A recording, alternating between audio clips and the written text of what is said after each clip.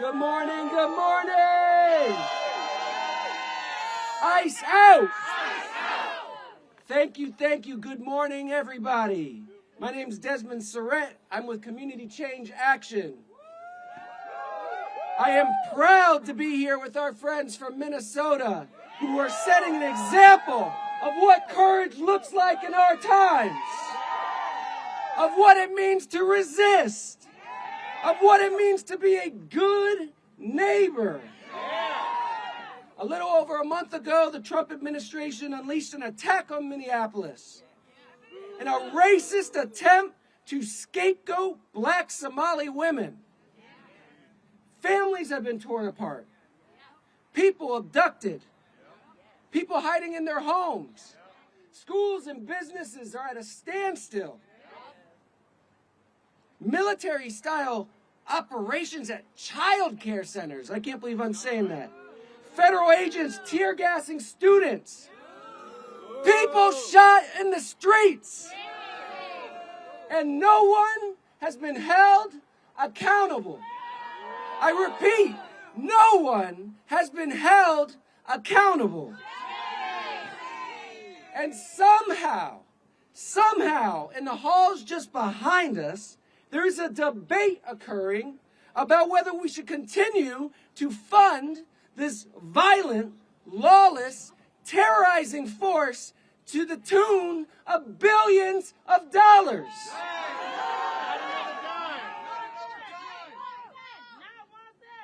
For anyone with a heart or a moral compass, there should be no debate. But here we are. So our friends from Minnesota, the heroes that they are, traveled across the country to here in D.C. to send a message to our representatives. ICE out of Minnesota. ICE out. ICE out of everywhere. ICE out. Not one more dollar for ICE. And I want everyone here to know that Minnesota is not alone. What Trump is doing is deeply unpopular. From Minneapolis to Los Angeles to Maine, families and neighbors are standing up and bravely confronting these violent attacks by ICE, putting their bodies on the line, opening their doors, sharing groceries and medicine, closing their wallets to businesses that support ICE. The least our representatives could do is confront this administration, use the power of the purse, and cut off the flow of funds to ICE and CBP. And while our families are stretching the dollar in order to survive this affordability crisis, the Trump administration has robbed our kids and families of the money they need to survive. They took away our Medicaid. They took away our food stamps. And they used it to fund this terror campaign. But as you can see behind me, our movement is stronger than their cruelty. I said our movement is stronger than their cruelty. The folks you'll hear from today are evidence of that. They organized a general strike. They built community power. And they spearheaded a movement of neighbors stronger than corporate greed or a petty wannabe dictator. So it's time for our representatives to take their lead and abolish ICE. With that, I'm going to pass it to our leader, Rachel Dion Thunder, Vice President of the Indigenous Protector Network. Give her a hand.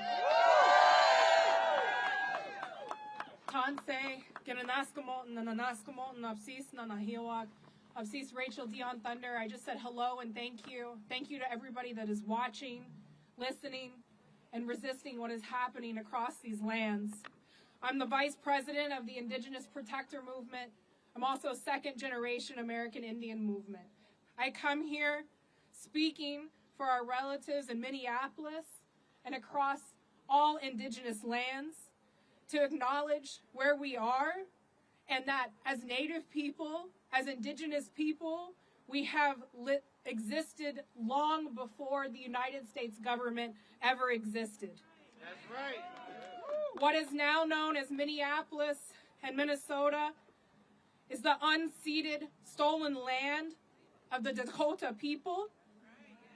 And even now, where ICE and the federal government have based their operations at the Whipple building is at the site of the historic Fort Snelling, which was a site of genocide forced removal, imprisonment, and a concentration camp. This history is not just in the past, it is repeating now. And what is happening is not new for Indigenous people or Native people. The criminalization, surveillance, and detention has been going on since the beginning of colonization over 530 years ago. Even today, Native and tribal citizens are actively being detained by ICE, and this fact should alarm everyone. As Indigenous people, migration is our right. Indigenous people moved freely long before these borders were enforced. These borders were imposed over us. These borders crossed us. We did not cross these borders. And no federal agency gets to decide the sovereignty of who belongs on Indigenous lands. Native communities across the country, what we call Turtle Island, and the Native community in Minneapolis has stayed activated because we have always been activated. We are not new to standing up against the federal government. Even today, there's organizations that are helping with mutual aid, community safety, collective care, and we protect each other because history taught us that we had to. I can speak even from my own legal observer work in Minneapolis of being threatened several times by ICE agents that they would arrest me, that they would break my windows if I continued to record them legally on my phone. I want to name what is happening. The presence of ICE is a violent federal occupation on stolen land. This is not about public safety. These are militarized ICE operations that are terrorizing our families, traumatizing our children, targeting our elders, and harming legal observers. ICE is not enforcing law and order in our communities. It is enforcing fear on stolen land. I want to be clear that fear is a tactic used by authoritarian regimes to exert power. The true power lies with the people. And it is that power in Minneapolis and across Minnesota that is putting an end to this, that we are winning on our streets, and now we need our electeds to back that up here in Washington, D.C. Our demands are simple and they're non-negotiable. We immediately want ICE out of all of our communities. We want ICE out of all Indigenous lands across Turtle Island, across the United States, to immediately end the occupation and to end the violence. As Native people, we have historically been painted first as savages, then as radicals, and now, along with my other fellow Minnesotans, as domestic terrorists. And I want to be clear that they're the violent ones. They are the ones that have stolen our children. They are the ones that have attacked our communities. They are the ones that are armed with deadly weapons. They are the ones that have murdered our neighbors. And they are the ones that continue to destroy the earth. This is our commitment. We will continue to organize. We will continue to resist. We will continue to pray. And we will continue to remember who we are. So in that remembrance, before I close, I want to honor the relatives who have been killed by ICE and who have died in ICE custody just this year in 2026. Parity Law died while in ICE custody in Pennsylvania. Keith Porter, fatally shot during a federal law enforcement operation in Denver, Colorado. Herbert Sanchez Dominguez died while detained by ICE in Georgia. Victor Manuel Diaz died in ICE detention in Texas.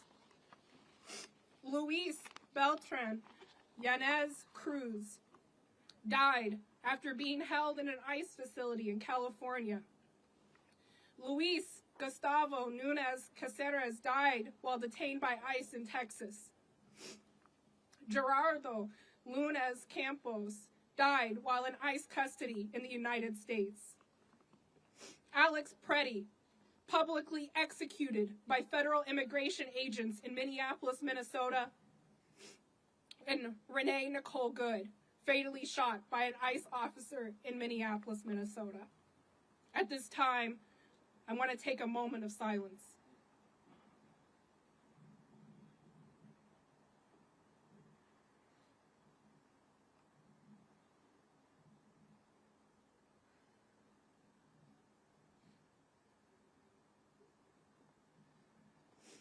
We lift their names, we lift up their families, and we carry them with every step that we take on our streets, with every patrol, with every mutual aid delivery, and with every conversation that we are going to have today with these electeds here in Washington, D.C.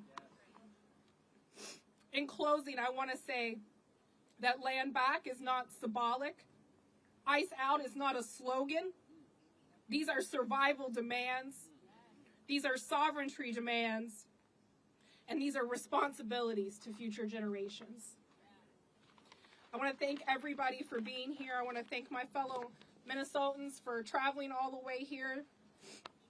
And at this time, I'm going to hand it over to the next speaker, Amanda, my comrade, to introduce herself. Thank you.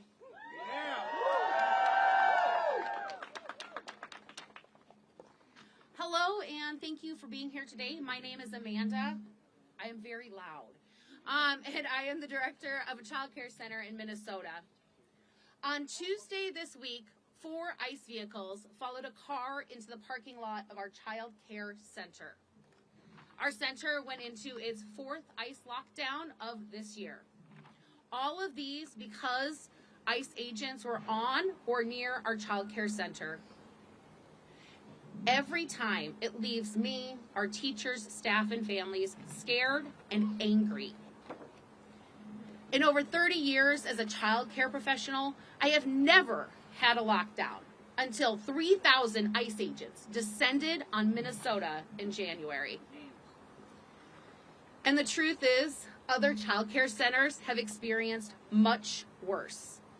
They have had ICE agents take teachers and parents from their buildings. They have had multiple families abducted by ICE, and they have been hounded and harassed daily. So this all began with the administration attacking and trying to undermine faith in Minnesota childcare with a racist disinformation campaign targeting our Minnesota Somali childcare providers. The administration froze childcare funds and unleashed ICE to terrorize our communities. It was nothing more than a political ploy to sow hate and fear. But Minnesotans surprised them. We stood up and protected our neighbors and spread love and kindness.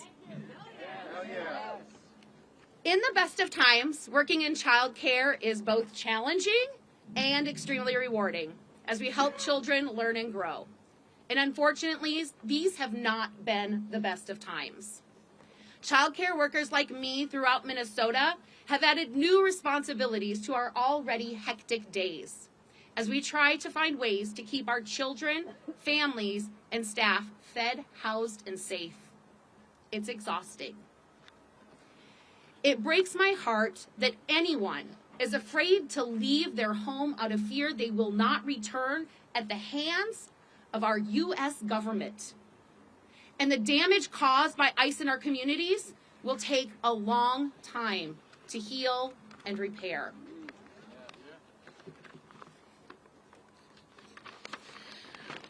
Our number one priority in childcare is to ensure that children are safe, loved, and valued. Scientific research proves that children can't learn and grow successfully if they don't have these basic needs met. And living in fear means you are not safe. And children in Minnesota are living in fear regardless of race or immigration or citizenship status. I've heard a lot of talk from politicians over the years about how they are working to protect children. And then these same politicians fund, support, and vote for policies that allow ICE agents to use violent, abusive, and racist practices that harm children.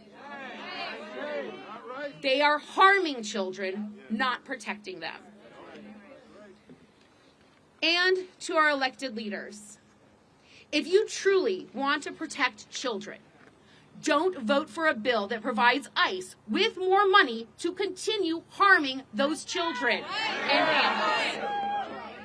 If you truly believe in protecting children, invest that money in children and families and work together with us to make sure each child is safe, loved, and valued every day. Thank you. I am going to invite Erica up to lead us in some chants.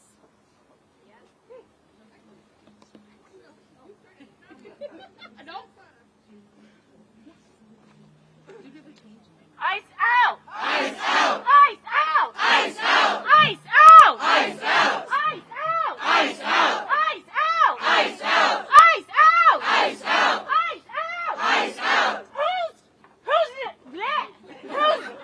Who's friends? Our friends! Who's friends? Our friends! Who's friends? Our friends! Who's friends? Our friends! Who's neighbors? Our neighbors! Who's neighbors? Our neighbors! Who's neighbors? Our neighbors! Who's childcare centers? Our childcare centers! Who's childcare centers? Our childcare centers! Who's childcare centers? Our childcare centers! Who's schools? Our schools! Who's schools? Our schools! Who's schools? Our schools! Who's streets? Our streets! Who's streets? Our streets! Who's streets? Our streets! Who's kids? Our kids! Who's kids? Our kids! Who's kids? Our kids! Who's kids? Our kids! Whose families? Our families! Whose families? Our families! Whose families? Our families! Whose hoods? Our hoods! Whose hoods? Our hoods! Whose hoods? Our hoods! Whose churches? Our churches! Whose churches? Our churches! Whose synagogues? Our synagogues! Whose synagogues? Our synagogues! Whose synagogues? Our synagogues! Whose mosques? Our mosques! Whose mosques? Our mosques! Whose mosques? Our mosques! Whose stores? Our stores! Whose stores? Our stores! Whose stores? Our stores! Whose streets? Our streets! Whose streets? Our streets! Whose government? Our government! Whose government? Our government! Whose government? Our government! Whose government? Our government!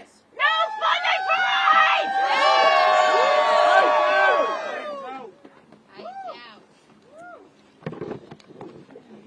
Hello, my name is Peg Nelson, and I have been a teacher in the Columbia Heights Public School District for the past 33 years.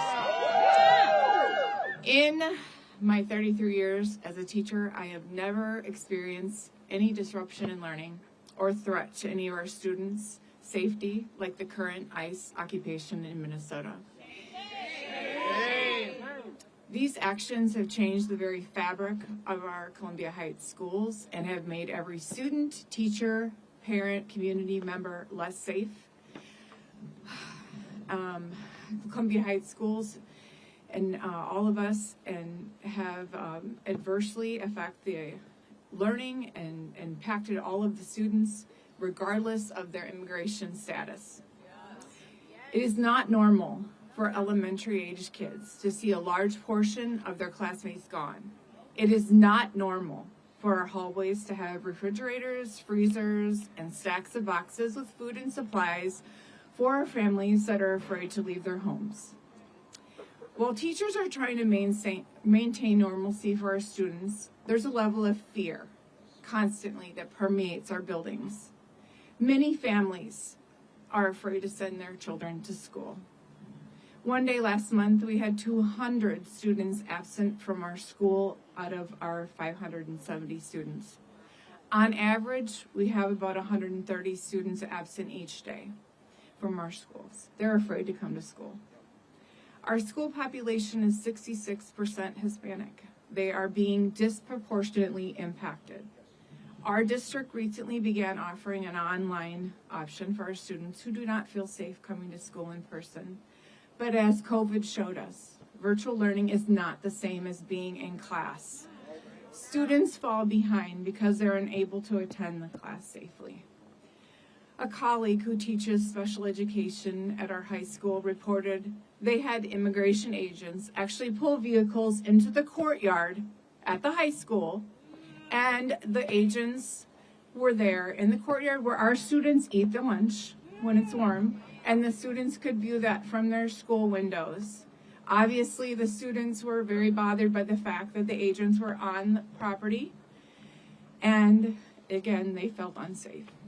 The colleague also reported that several high school students have been pulled over and questioned by immigration agents.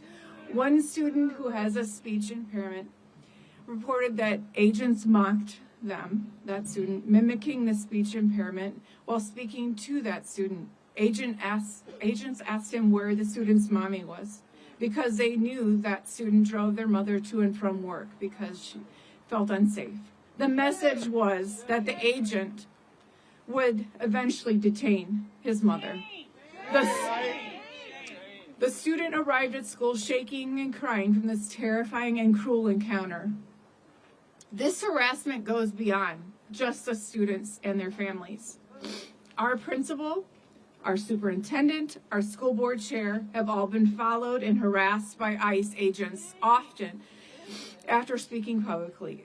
Just yesterday, our retired principal, who was pulled over and harassed by agents after giving our students, on his time that he's retired, rides home. Even our teachers who are simply delivering food to our students have been followed. We don't know how much longer we can sustain our efforts in the face of federal intimidation. As educators,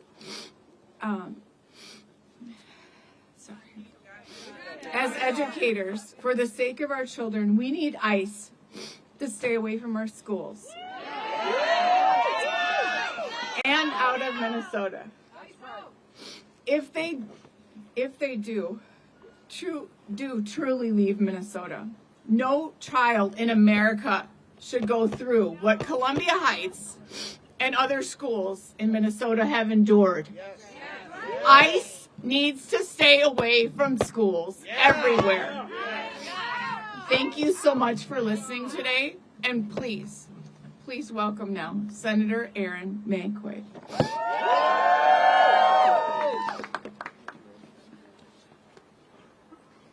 Well, good morning, everybody. I'm Minnesota State Senator Erin May Quaid. I represent the suburbs, Minnesota's Apple Valley, Rosemount, and Eagan. What we are experiencing in Minnesota is just the test case for what Republicans want to unleash on the rest of the country. Republicans cut our healthcare funding, our food, children's cancer research, rural hospital funding, higher education, and to give billions of dollars to ICE. And all that money for what? To destroy our small businesses, detain our friends, kidnap our babies, and murder our neighbors. They're in the elementary school parking lots, sitting at the bus stops, chasing us inside our grocery stores, terrorizing our streets, haunting our hospitals, violating court orders, breaking our laws, and violating the Constitution. And why? Why are they doing this? The Trump administration's public statements, their stated goal of removing 100 million people from this country. There are only 50 million immigrants total in the United States of America, most of whom are lawfully present. So we know from Trump's own words that they want to remove Black, Brown, Asian, and Indigenous people from this country, citizens, lawful permanent residents. That is what they have started in Minnesota. That is what they want to bring to the rest of the country. Despite a so-called drawdown, we can tell you nothing on the ground has changed in Minnesota. I had to put my phone on silent to give this speech because I'm getting messages right now. They're by the daycare. They're down the street from the school. They're in the apartment complex parking lot. They're knocking on doors, going door to door. That is happening right now. That is why Minnesotans are organized. Despite the lies of this administration, the Minnesotans that are organized are hockey moms with minivans and whistles. We are daycare dads with pickup trucks delivering groceries. We are teachers providing support to families in hiding. We are students with signs at walkouts. We are grandmas with Costco accounts. We are pastors, imams, and rabbis with unwavering faith. We are labor members with iPhones. We are Minnesotans. We are brave. We will stand in the gap forever for our neighbors. We are here from every corner of our state demanding ICE out of Minnesota and in no other state. Not one more dollar for ICE and CBP. And give us our neighbors back. Now I will introduce SEIU member Hamse.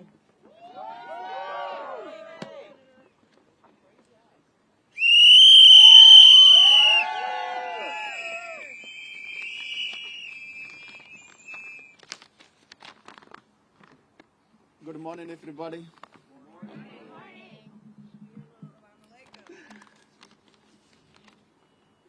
My name is Hamza Hussein. I'm proud of SEIU Local 26 member. I'm also a rideshare driver at the Twin Cities Airport. I'm also a U.S. citizen. I'm here in D.C. because the rideshare drivers are being stopped and harassed by ICE, Border Patrol, just doing our jobs. We are not breaking the law. We are working, helping people get their flights and keeping airport running.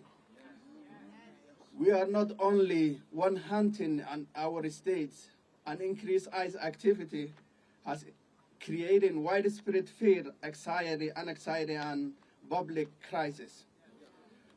Many residents avoid daily activity like working, schooling, and seeking health because they are scared. No one should have to provide or prove their citizenship just earning living or go doctor or walking street. That is not what the country stands for. This is intimidation and profiling, not safety. We also mourn those who were killed by ICE. Their death shows how dangerous this situation is. And why we need to end this chaos. I'm here standing with my city.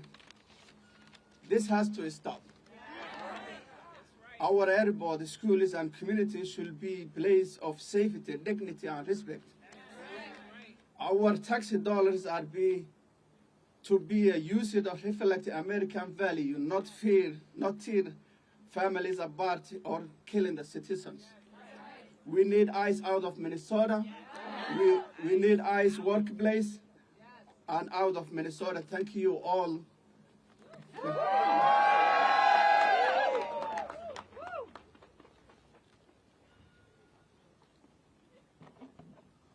Assalamu alaikum. Good morning. Bismillah ar-Rahman ar-Rahim. Peace be unto you all. My name is Imam Salah Muhammad. I'm from Rochester, Minnesota, an organizer with Isaiah, Minnesota.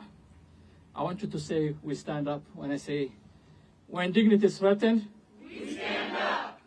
When families are hurting, We stand up. when justice is needed, We stand up. that is Minnesota. Thank you. Members of Congress, my fellow Americans, my name is Imam Salah. I am a faith leader. I am an imam. And most importantly, I'm a father, a son, a husband. A few weeks ago, my phone rang.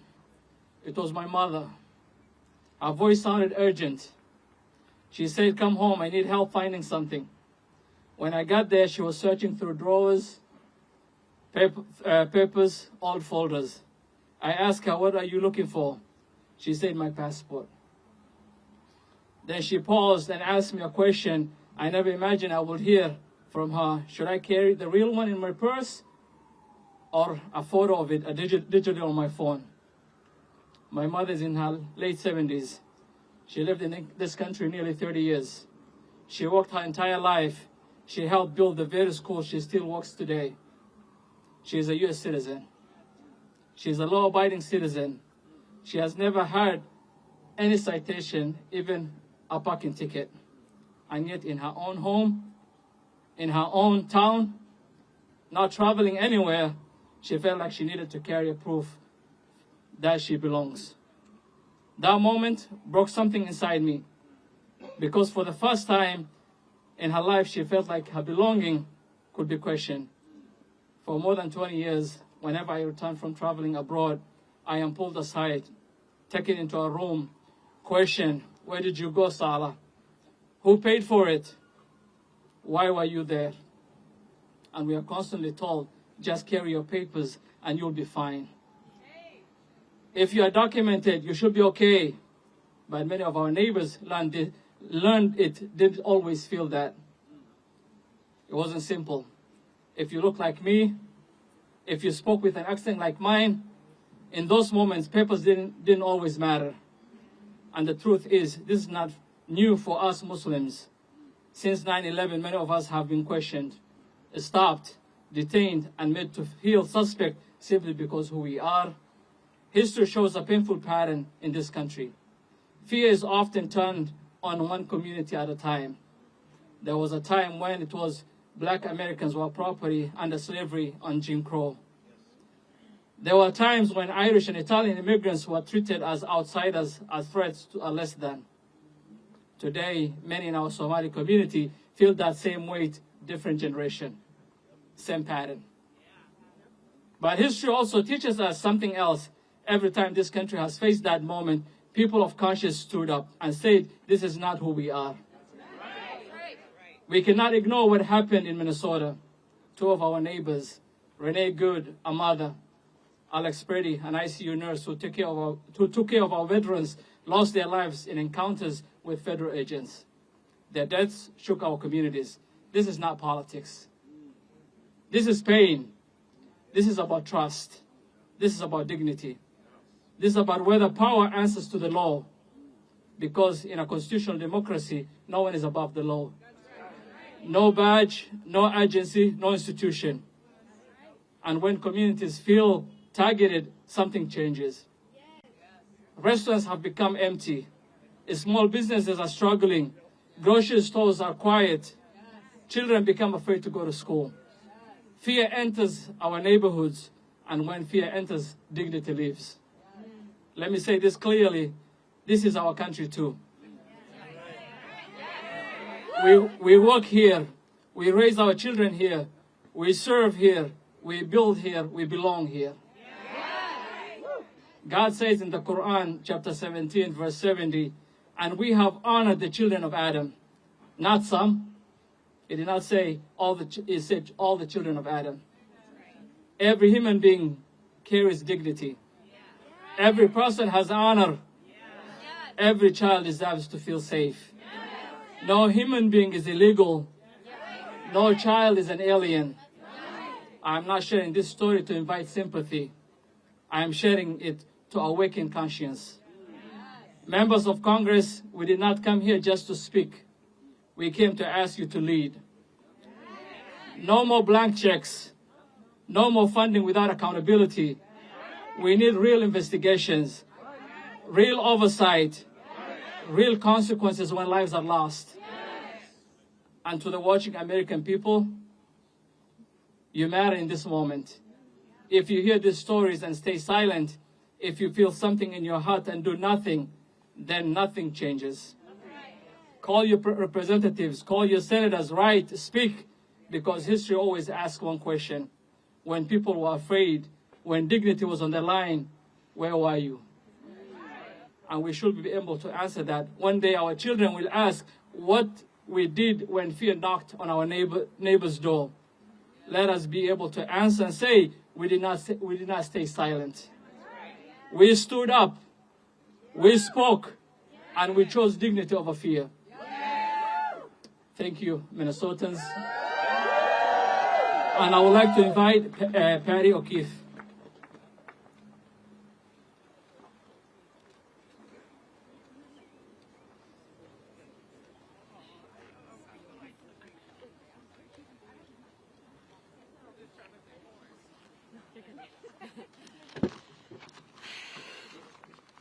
Hi Hi, everyone. My name is Patty O'Keefe. I'm a lifelong Minnesotan. I've lived in South Minneapolis for 14 years. I decided to get involved when the President of the United States called the Somali community garbage and said that there were going to be ICE agents descending upon our city. I signed up to be a legal observer to document what ICE was going to do, and we knew that they were going to be coming for our Somali neighbors and all of our immigrant neighbors. On January 11th, days after Renee Good was killed, and after breaking no laws, I was arrested and detained by ICE violently. During my arrest, agents pepper sprayed into my vehicle without provocation. They smashed the windows of my car. They dragged my friend and I out. When they put me in the car, they started taunting me, mocking me. They made demeaning comments about my appearance. They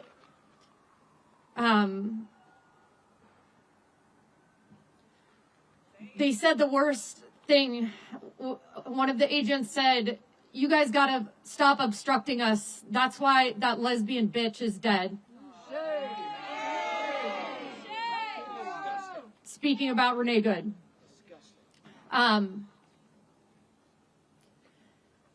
It's hard to share honestly how that made me feel, how that makes someone feel. It was extremely cruel, and I just kept asking myself why. How could you say something like that? And then I remembered that cruelty is the point. They took us to the Whipple building and held us for 8 hours. We were released without charges after that. While I was there, I saw people crammed into cells. There was no privacy for going to the bathroom. You had to beg for water and to go to the bathroom. I heard crying, screaming, pleading, "Let me go, let me go, let me go, please let me go." I heard a child crying, screaming. I heard women screaming in desperate agony. In my time there, I was not ever allowed to make a phone call, and was made to feel like my biological needs and that my constitutional rights did not matter. That was a month ago, yesterday. Since then, ICE has continued their campaign of terror. The quote-unquote drawdown was for optics. It was to shift the media attention away. Since Tom Homan came to Minnesota, there has been an uptick of legal observers that have been taken by ICE. They are still preying on our children outside our schools, our daycares, and at bus stops. Inside our hospitals. Our hospitals. And they say they're going after the worst of the worst. Let me tell you who I saw and who I heard in that detention center. Women between the ages of 30 and 50 years old, mothers, many of them, children, men in their workwear, in their pajamas, our neighbors.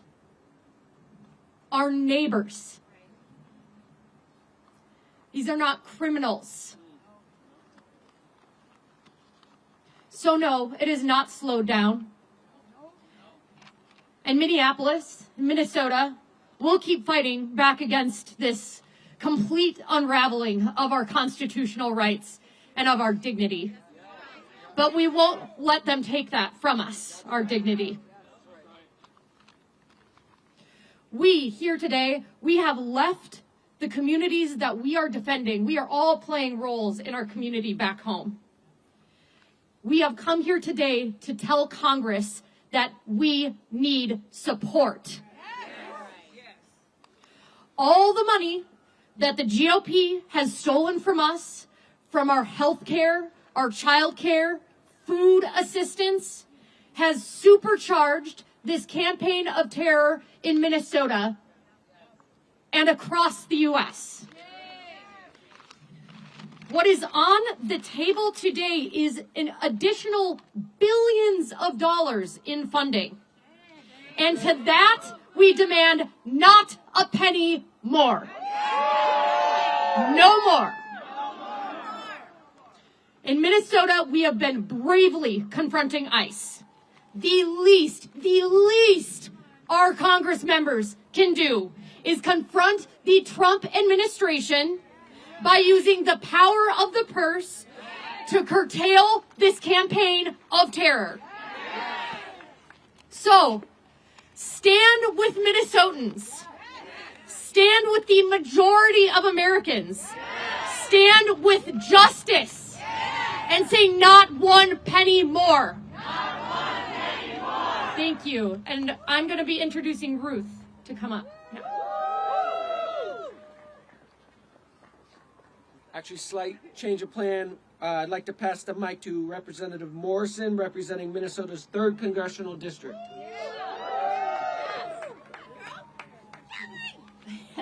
Good morning, good morning. Wow, this is amazing to see all of these people behind me who made the trip to our nation's capital.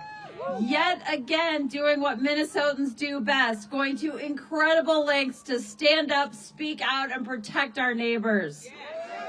I want to say how proud I am of our state always, but especially right now. Minnesota is showing the world what it looks like to stand up against a tyrannical administration of cruelty, hate, and lawlessness with strength, dignity, and love. You see it in the faces of everyone here. Teachers, small business owners, tow truck drivers, labor leaders, legislators, people who are using every resource, tool, and opportunity they have to try to help their neighbors. These are dark and harrowing times, but it is the unwavering strength and resilience and compassion of Minnesotans that gives me hope and fuels me every single day. So thank you to each and every one of you for all you are doing. You are making a difference.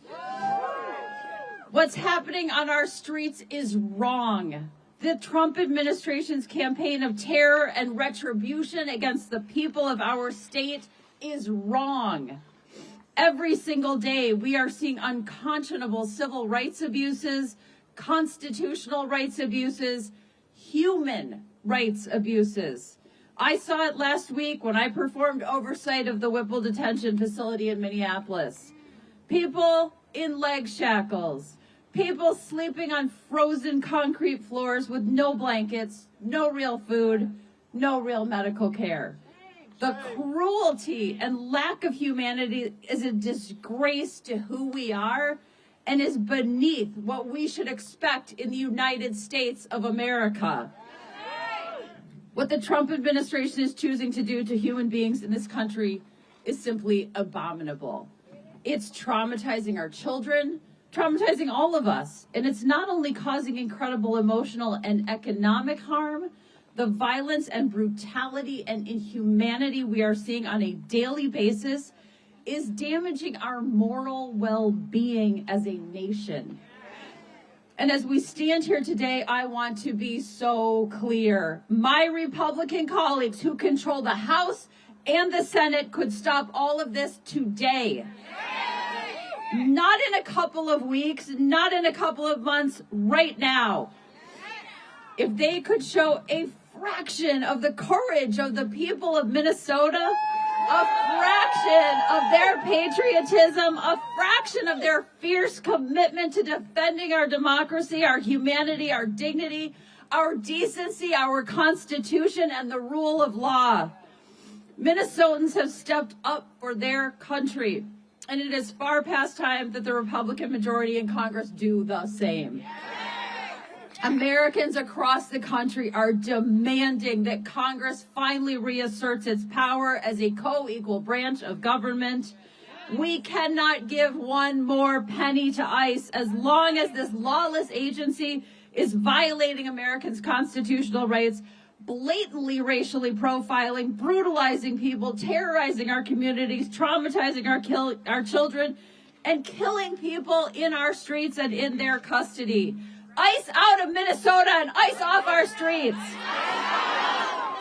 I'm going to keep pressuring my colleagues to stand up and do the right thing, and together we will keep fighting for a better, safer, stronger country. Thank you so much, all of you Minnesotans.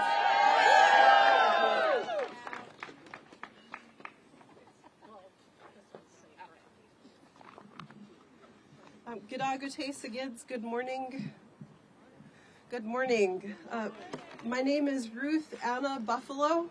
I stand here as a Native woman, a parent, a community leader, and as your relative. I'm speaking for my family, for my community, and for our ancestors, and for the people of Minnesota who are too afraid to leave their homes right now. What is happening in Minnesota is not policy, and it is not lawful. The behavior and tactics we are experiencing are creating fear in our neighborhoods and in spaces where our people go for resources and safety. Parents are afraid to let their children play outside. Families are afraid to go to work or the store. Community spaces are going into lockdown.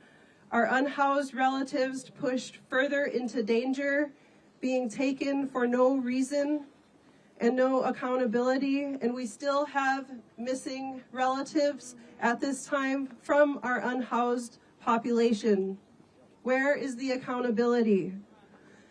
This is not public safety. This is trauma.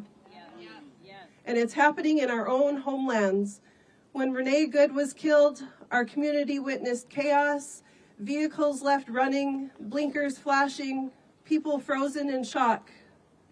It felt like a war zone, and it is a war zone. And the normalization of that violence must stop. ICE activity has targeted Black and brown people in Minneapolis, including law-abiding United States citizens, community members, and members of federally recognized tribes. And I need to say this clearly. We do not blame ICE alone. We must hold the United States Cabinet accountable. We must hold Congress accountable. They fund this chaos and violence. They authorize it. They created the system that has unleashed this violence. And when that violence violates civil rights and liberties, this country's lawmakers must answer for it. Because what we are witnessing in Native communities across the country is the violation of the civil rights of tribal sovereign citizens and people. Tribal nations have a political and constitutional relationship with the United States. The federal government and the states are obligated to honor and protect tribes.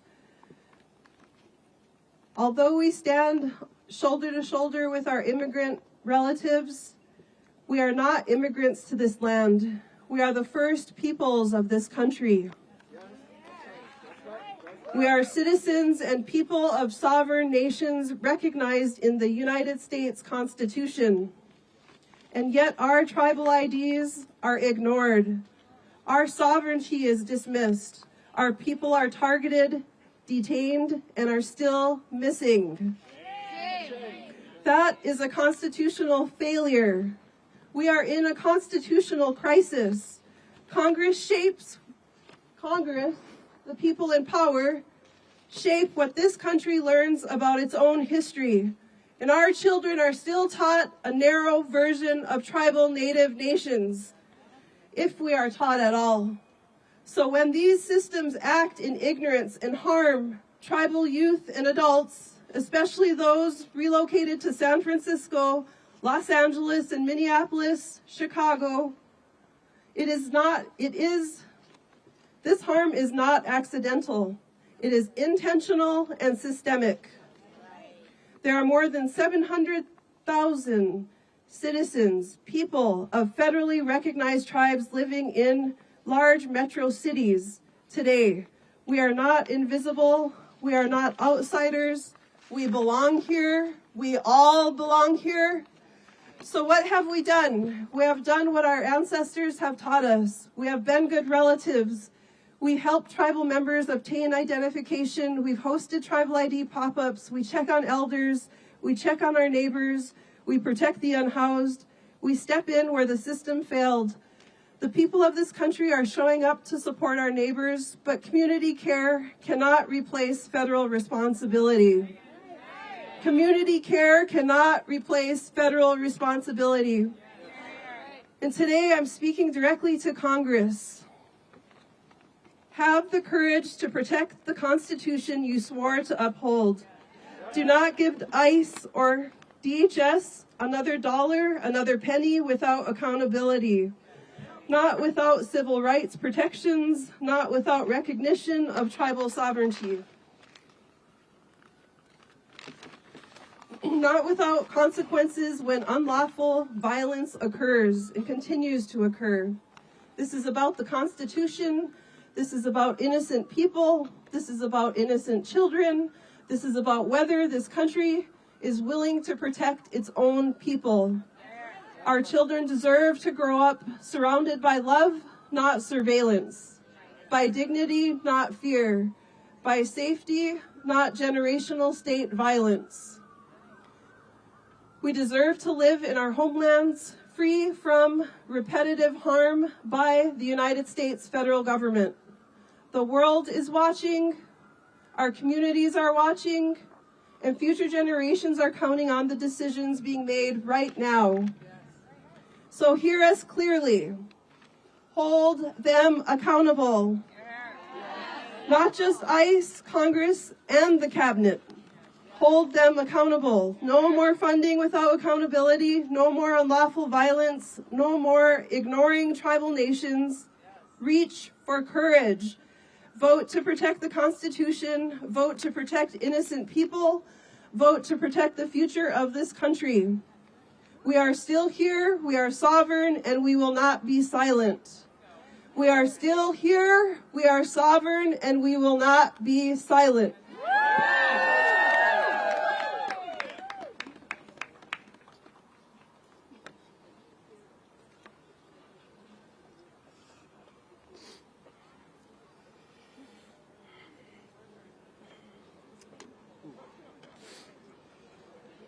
Oh, boy, it is cold today. Whew. Yeah, that's coming from me. Jeez. Buenos días. My name is Samuel Hernan Cardoso. I am a leader with Unidos Minnesota. As I prepared for this speech today, I asked myself one question. If I was alone in a room with members of Congress, how would I tell them? How would I tell them that regardless of this initial withdrawal and what people thought what was going on from... Sorry. How do I tell them that... Oh, jeez.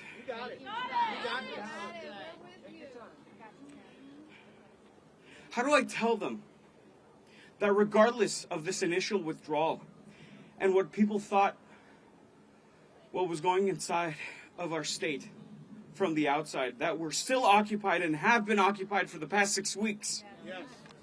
How do I tell them that my family business that we've owned for the last 20 years is in danger of closing? That our building, which houses 34 small businesses, a cooperative called Mercado Central, is our home, is more than just a building. It's a haven and a cultural hub for the Hispanic community. A place that has helped humanize us, not just to the outside world, but to ourselves. At Mercado Central, we all belong, And now because of the violence, fear, and scapegoating, all these small businesses are at risk of going bankrupt and closing down.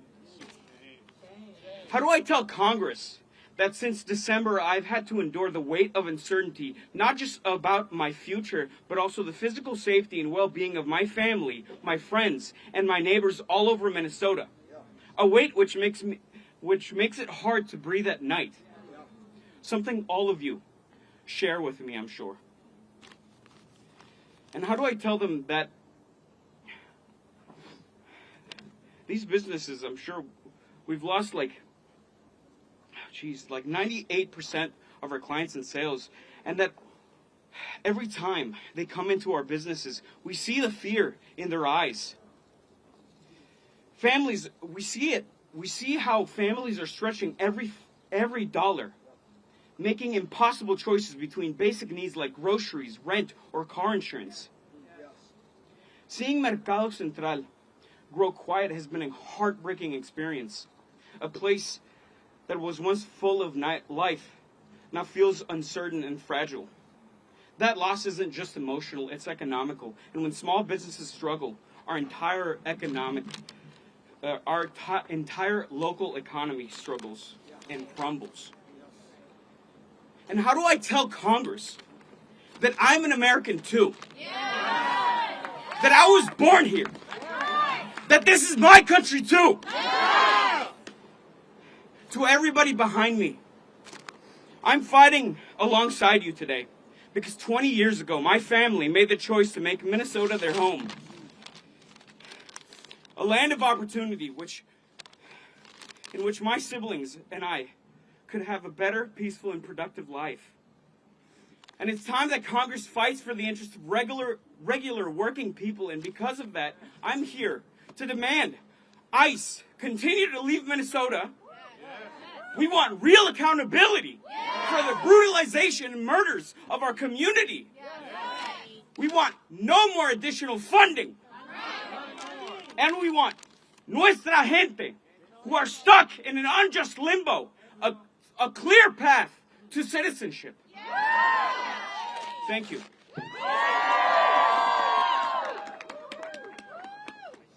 Thank you to our friends from Minnesota. ICE out! ICE out! ICE out! ICE out!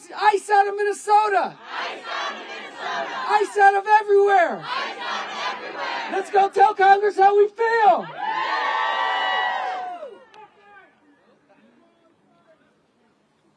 my goodness. Bless you, bless you, bless you for me not planning properly.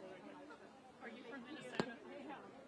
And I was like, it's way warmer here than it is there. I know, I was thinking, you're all like, you said that. You tell everything. So powerful. I want to be every American.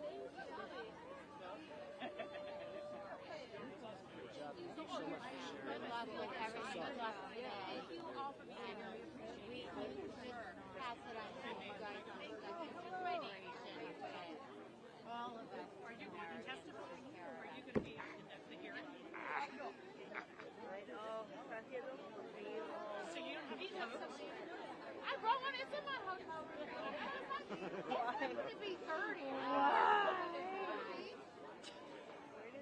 It got weirdly cold. It did. The wind was a little more than I expected. Oh, you guys are fine. Thank you. Go get something hot. Right?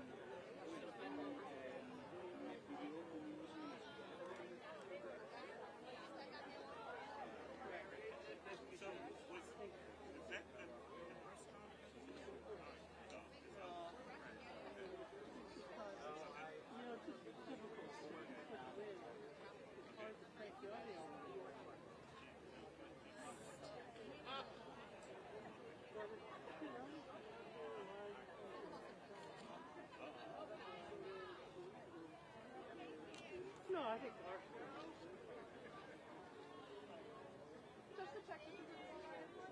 you're joining the prayer march, we're right here. We're right here. For those that are joining the prayer march, around the building, we're right here.